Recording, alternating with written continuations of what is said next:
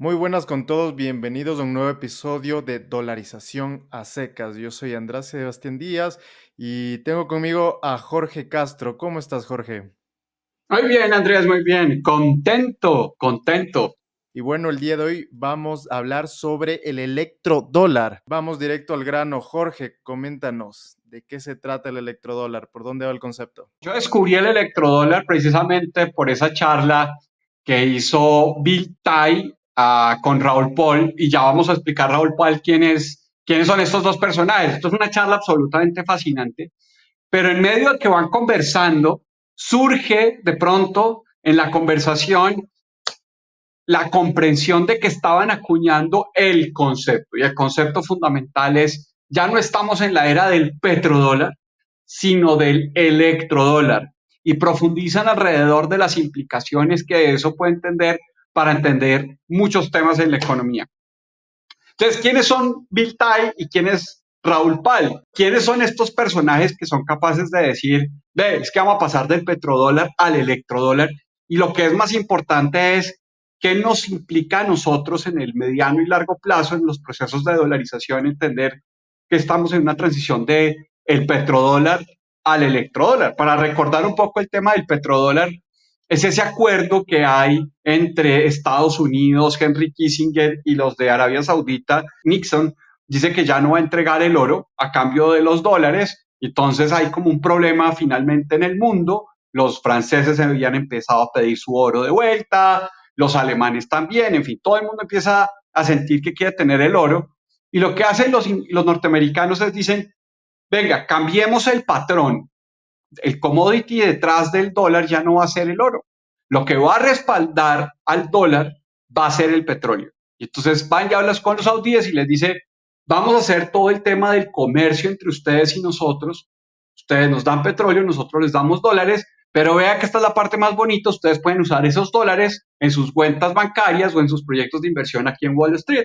Entonces, les va a servir para que nosotros los orientemos en dónde pueden invertir sus dólares. Muchos de esos dólares del petrodólar terminaron en deuda en América Latina en la década perdida de los 80, donde hubo unas grandes hiperinflaciones, porque como había muchos dólares que estaban necesitando convertirse en préstamos, pues hubo asimismo muchos agentes que invitaron al mundo a endeudarse en los petrodólares. Entonces, esa es la historia del petrodólar. Y hoy todavía, digamos, en las dinámicas del BRICS, se trata de pensar, vamos a sustituir el petrodólar por el petroyuan. ¿Sí? Mandan dos tanqueros a Beijing, lo pagan en yuanes y entonces ya se acabó el dólar, la hegemonía del dólar y no sé qué. Por eso es tan interesante que hayan ellos, estos Raúl Pal y Bill Tai, hubieran dicho, no, es que ya nosotros no estamos en el mundo del petrodólar, estamos en el mundo del electrodólar. Y a mí eso me pareció toda una comprensión absoluta. Eh, Primero es quién es Bill Tai y después quién es Raúl Pal para poder explicar el concepto y cómo fueron conversando en esa conversación. Dicho de paso, está ahí en el artículo que nos dio para este capítulo. Raúl Pal es uno de los principales macroeconomistas asesores de inversiones financieras del mundo.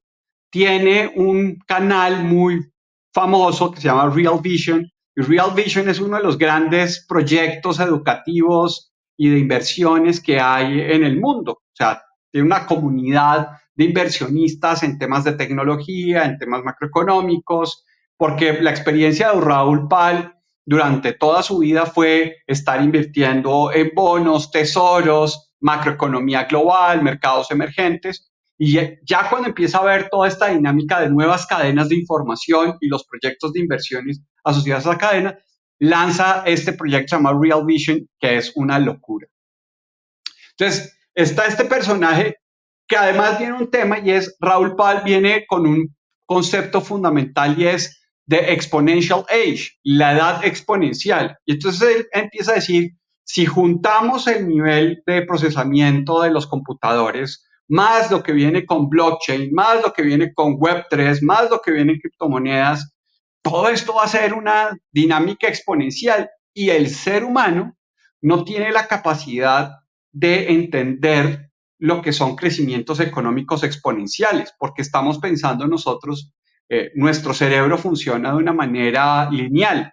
Entonces dice, todo lo que es un crecimiento exponencial nos parece un poco lejano. Entonces, no entendemos cómo se crean rápidas industrias, cómo se escalan fortunas en el mundo digital, porque nuestra mentalidad es de crecimiento lineal. Todo ese es el discurso de Raúl Pal. Él hace entrevistas a grandes macroeconomistas, inversionistas de recursos naturales, en fin.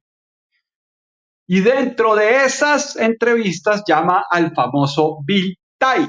Bill Tai es uno de los grandes inversionistas de riesgo que tiene Estados Unidos. Él es de origen estadounidense, pero digamos de familia taiwanesa. Y esto es muy interesante porque además en estos días me di cuenta que tanto la directora, creo que es de Intel, como el director de Nvidia, ambos son parientes de un abuelo taiwanés. Bill Tai estudió diseño de electrónicos, de procesadores electrónicos, justo cuando en Taiwán necesitaban esos ingenieros. Entonces va para Taiwán, lo contrata una empresa que en ese momento estaba recién creada, que es TSMC, que hoy es muy famosa porque es la gran productora de chips que hay en el mundo. Y como es de los primeros que está en ese tema, entiende rápidamente, hace mucho dinero y se va a Silicon Valley como ya capitalista de riesgo. Él de hecho tiene la tarjeta de trabajador 001 de TSMC. O sea, estamos hablando de un hombre que estuvo en el corazón del inicio de la industria de los microchips en Taiwán, pues. Y después hace dinero, se va a convertir en uno de los inversionistas de capital de riesgo en aceleradoras como Y Combinator. Y dentro de los proyectos en los que invierte y que hoy es muy famoso son Zoom y Canva. Son dos megaproyectos en los que este man ha invertido. Entonces, uno puede decir, a este personaje le han mostrado muchas de las oportunidades de inversión más importantes de los últimos 20 años. Incluso entonces ahí empiezan a hablar con Raúl Pal, que esto va a ser muy importante para el electrodólar, cómo es que termina Bill Tai invirtiendo en Bitcoin y montando una de las primeras grandes empresas de granjas de minería de Bitcoin profesionales. Entonces, cuando cuentan esa historia, le dicen, ah, no, es que claro, yo invertí en Bitcoin porque para mí el concepto era muy familiar. Yo fui el Alan Greenspan de Second Life. Yo no sé si tú te acuerdas o sabes que hubo este primer experimento del mundo virtual, que hoy pues pasa como el metaverso, pero el metaverso hace como década y media se llamaba Second Life. Pues resulta que Bill Tai fue uno de los inversionistas, de los primeros inversionistas en Second Life, y entonces en la medida que él participaba en Second Life y que, bueno, ¿qué hacemos aquí? Sí, muy chévere, tenemos avatares, vamos conversando por el mundo en medio de los avatares, pero ¿qué hacemos? Entonces a él se le ocurre montar una moneda y él terminó siendo el banquero central, Bill Tai, de Second Life. Y su avatar era Alan Greenspan. Eso es parte de lo que él cuenta ahí, pero lo que refleja es cómo él desde hace mucho tiempo venía pensándose la dinámica monetaria en los escenarios digitales. En cuanto al electrodólar, es, creo, importante no confundir con lo que sería una CBDC, que es una moneda de banco central. No sé si empezamos por ahí a hacer primero la distinción.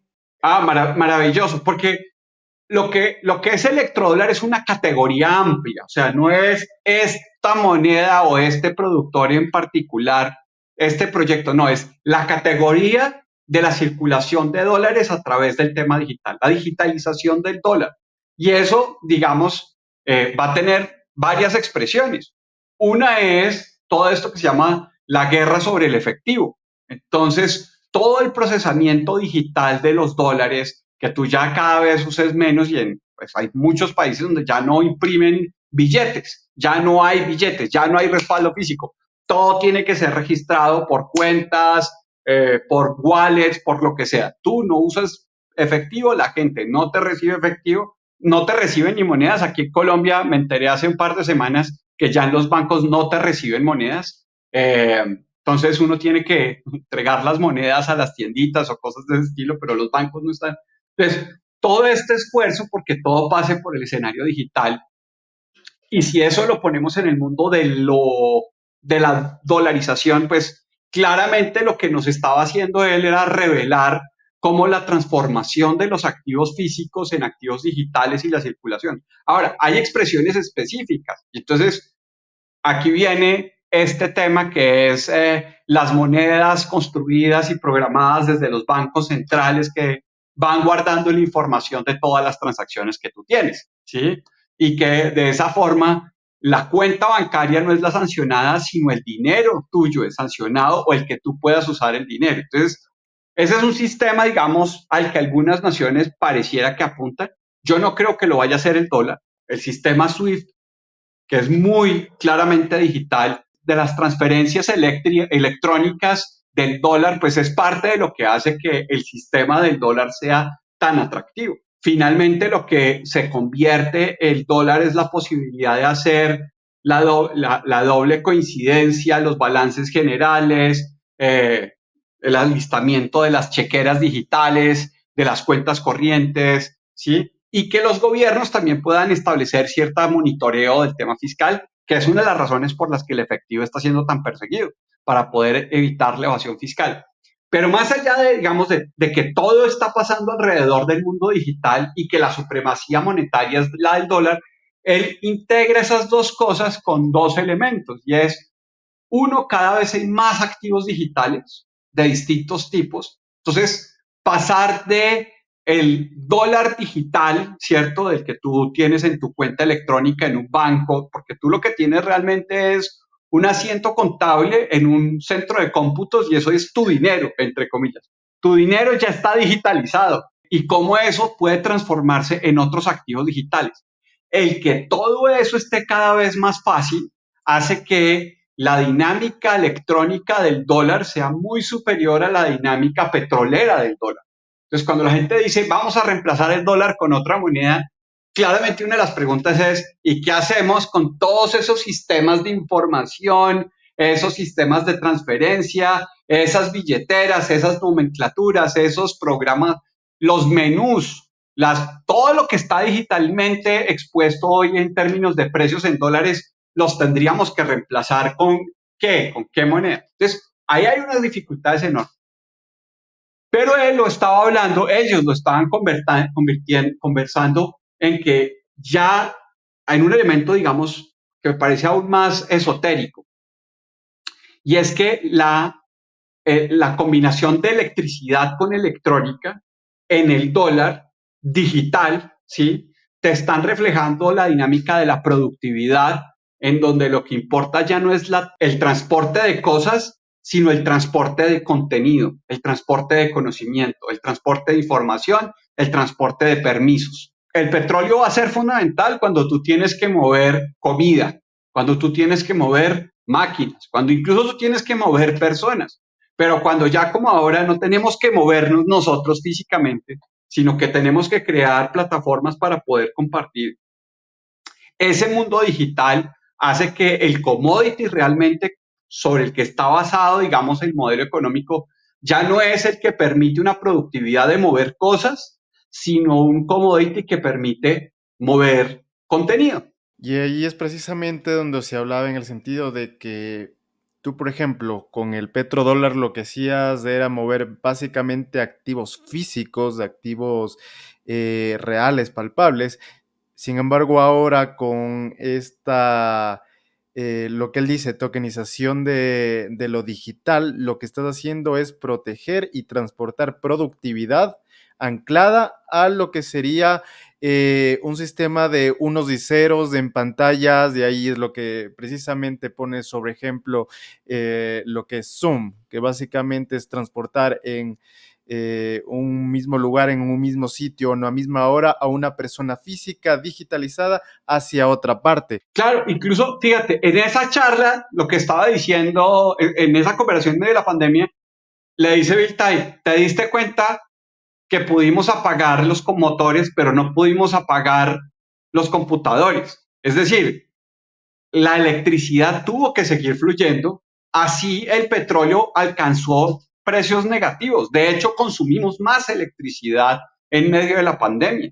Y después de la pandemia salimos mucho más, no diría que adictos, pero consumidores de energía eléctrica. Entonces, ahí viene el otro gran fenómeno del electrodólar y es el electrodólar va a ser un gran consumidor, hoy lo vemos del mundo electrónico, los chips y tal, pero la siguiente parte, que es lo que nos están vendiendo como la transición energética, pasar del combustibles fósiles a energías no renovables, realmente es pasar de la carbonización a la electrificación. Lo que estamos dando, independiente de si las termoeléctricas son de gas, de carbón, de diésel, de lo que sea, lo que te está diciendo el electrodólar es el consumo de energía eléctrica se va a disparar por la necesidad de los aparatos electrónicos. O sea, no me importa con qué fuente lo haga, lo que se viene es un aumento en la electrónica, en la data, la electrónica y la electricidad, y para eso tenemos que estar preparados. Entonces, eso cambia la matriz geopolítica, eso va a cambiar los actores principales económicos, y eso en el 2020 ya intuía cosas que hoy estamos viendo, pero era muy interesante que ellos introdujeran el electrodólar porque ahora ahí te van a empezar a mostrar, ya 4 años después, señales claras de lo que se puede vislumbrar hacia el futuro. Voy a poner dos ejemplos, Andrés. Estando en el 2024 aplicando el electrodólar de Bill Tai y de Raúl Pal. Uno, los ETFs de Bitcoin. Lo que va a hacer el dólar digital, que es una cosa loca, es que en vez de ser reemplazado por el Bitcoin, va a abrir los brazos y va a recibir a Bitcoin y le va a dar un espacio a Bitcoin y le dice, ¿sabes qué? La gente cree que eres un commodity y vamos a dejar que hagas dólares basados en Bitcoins. Y entonces, como la gente es más difícil que haga wallets, que haga autocustodio, porque toda la lógica de Bitcoin como moneda es la gente aprenderá a tener sus propias llaves privadas, llaves públicas, las escribirá en papelitos y podrá transferir en wallets fáciles estos billeteras descentralizadamente y no vamos a necesitar de grandes conglomerados ni grandes corporaciones. Resultó que las grandes corporaciones, que son las comercializadoras de los ahorros de la gente, son los que van a crear los mayores niveles de ingreso para los poseedores de Bitcoin, porque son los custodios a través de las ETFs de los Bitcoins. Y eso solo es posible porque en las plataformas de JP Morgan, de Robinhood, de todas estas, es con clics que tú pasas de comprar la acción de Apple, la acción de Walmart, la acción de Coca-Cola, a comprar ETF en Bitcoin. La plataforma digital del dólar, la que va a suministrarle fuerza al Bitcoin ahora que lanzaron ETFs. Y eso es impresionante porque la gente cree que el Bitcoin va a reemplazar al dólar y ahora tenemos ETFs para que los dólares puedan protegerse en Bitcoins. Pues, pero esas son las dinámicas del mundo del electrodólar. Es decir, volvemos a nuestra tesis y es reemplazar el dólar no solamente es un deseo tonto, ¿sí? Sino que además nos quita la posibilidad de ver oportunidades de inversión. Y ahí vienen cosas maravillosas. A un mediano largo plazo, sin duda va a haber un tema de colapso por la misma dinámica de lo que puede ser una moneda fiat, pero el punto no está en eso, sino que en el electrodólar, las implicaciones de una nueva categoría como patrón monetario, que eso es lo crucial de lo que engloba el sentido de la ciencia de datos y todo lo que tiene que ver con esta nueva ola.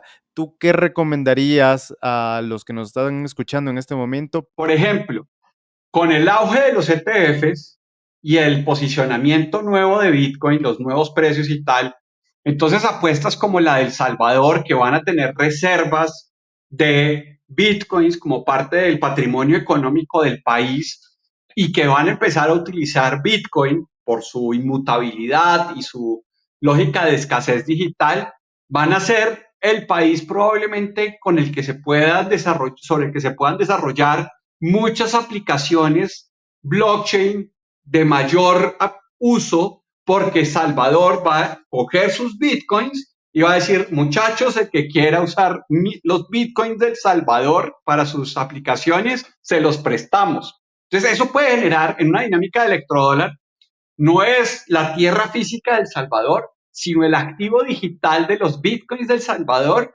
para aplicaciones de garantizar privacidad, no transformabilidad de los datos, lo que va a ser muy interesante. Entonces, eso, por ejemplo, es una de las versiones. Lo segundo es, tú dijiste ahora el tema de productividad. Entonces, toda la dinámica de productividad digital de las inteligencias artificiales, pues es parte de esta dinámica del electrodólar. Brent Johnson, el de la Milkshake Theory. Entonces, él dice, NVIDIA ya no es una acción de tecnología, es una acción de macroeconomía, porque NVIDIA te está reflejando en este momento el precio sobre lo que la gente está percibiendo que va a ser el impacto futuro de la productividad de los países y las corporaciones que están metiendo inteligencia artificial. Es decir, Microsoft, Amazon, Starlink, o sea, todas las grandes empresas de Estados Unidos, todas están haciendo impuestos de inteligencia artificial, todas tienen que pasar por la compra de chips. Entonces, en el fondo, NVIDIA te está reflejando el futuro de todas las otras grandes empresas. Pero adicionalmente, como requieren un montón de electricidad, todos esos sistemas de entrenamiento de inteligencia artificial te está diciendo cuál va a ser la demanda potencial de los proyectos eléctricos. Entonces, para eso sí no estamos preparados, porque veníamos con la mentalidad lineal diciendo, vamos a reemplazar el petróleo por las no renovables, pero con el nuevo consumo de las aplicaciones que se vienen y el aumento de la productividad, tú vas a tener que ampliar no solamente la matriz tradicional, y aquí es donde viene otra de las oportunidades enormes, y es negocios tan sencillos como el cableado de las ciudades, de pura transferencia de energía eléctrica, que es una cosa que hacemos desde los años 30, Andrés. Es que desde 1930 estamos cableando el mundo para poder transmitir electricidad. Bueno, ese va a ser uno de los grandes negocios de los próximos años. Generar electricidad y transmitirla. No sé, Jorge, si tú quieres añadir algo más para ir cerrando el tema. Para anticiparlo, porque es que el electrodólar va a ser objeto de nuestro estudio e investigación todo este tiempo. Estamos en esa transición. Solo dos temitas ahí adicionales. Uno, ¿cómo poder convertir nosotros en electromagnates? Esa es una pregunta que yo me hago ahora todos los días. Porque la famosa Cathie Woods de ARK Investments, ella está haciendo la colusión de 5 grandes tecnologías que están por primera vez en la historia de la humanidad y llegando juntas. Y todas tienen que ver con esta dinámica de la electricidad, inteligencia artificial y en el fondo del electrodólar.